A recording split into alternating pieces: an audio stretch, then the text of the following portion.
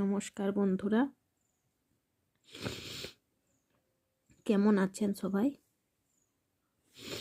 আশা করি ভালো আছেন, আমিও ভালো আছি। বাচ্চাদেরকে কিভাবে খাতার মধ্যে এরকম বিন্দু বিন্দু করে লেখা প্র্যাকটিস করানো যেতে পারে সেই নিয়ে আমি ভিডিও আপলোড করি। আমি স্বরবর্ণ আপলোড করেছি, ব্যঞ্জন বর্ণগুলো আপলোড করেছি।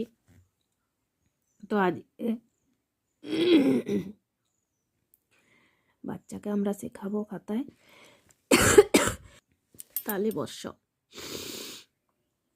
কাশির কারণে ভিডিওটা শোনার প্রবলেম হতে পারে, ক্ষমা করে দেবেন। যাই হোক, তালিবর্ষ। তালিবর্ষে শকুন কাঁদে গরুর শকে। তো এরকম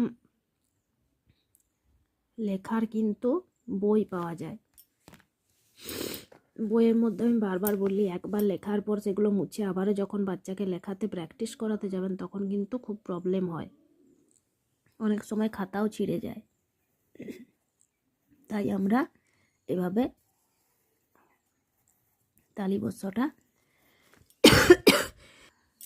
খাতার মধ্যে এরকম বিন্দু বিন্দু করে আমরা বাচ্চাকে লেখাবো এবং তারপর তার হাতে পেন্সিল দিয়ে দেবো।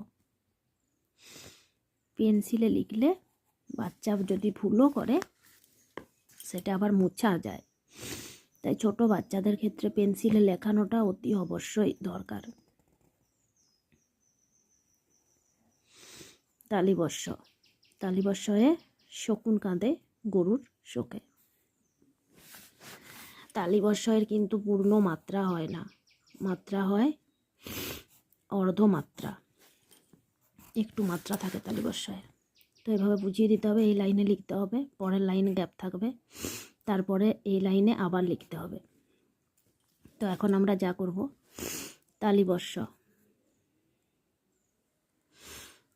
তালিবর্ষে শকুন কাঁদে গরুর শোকে। তালিবর্ষ। তালিবর্ষে শকুন কাঁদে গরুর শোকে। অনেকে এইভাবে গোল গোল করে তালিবর্ষ শেখান। বাচ্চা যদি ছোটবেলা থেকে ভুল শিখে তাহলে পরবর্তীকালে তো তার হাতের